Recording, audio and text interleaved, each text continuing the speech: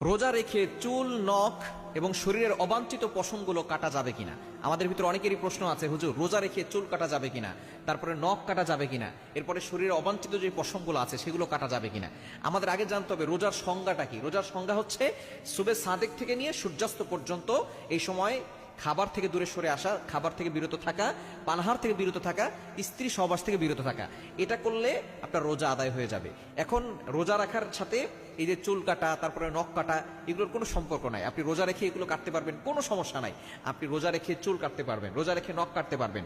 এবং অবাঞ্ছিত যে পশমগুলো আছে এগুলো কিন্তু 40 দিনের বেশি রাখা ঠিক নয়। আপনার নামাজ, রোজা এগুলো কিন্তু আল্লাহর কাছে গ্রান্টেড হবে না, অ্যাকসেপ্ট আল্লাহ তাআলা করবেন না যদি আপনার শরীরের অবাঞ্ছিত পশমগুলো বড় হয়ে যায়। আমরা অনেকেই দেখা যাচ্ছে উপর দিক দিয়ে ফিটফাট থাকি আর ভিতর দিক দিয়ে সতর্ক থাকি। ভিতর দিক দিয়ে আপনাকে সঠিকভাবে থাকতে হবে। আপনি পরিষ্কার পরিচ্ছন্ন থাকবেন। আপনার বগলের নিচে যে পশমগুলো আছে, নাভির নিচে যে পশমগুলো আছে, এগুলো আপনাকে কেটে রাখতে হবে। এটা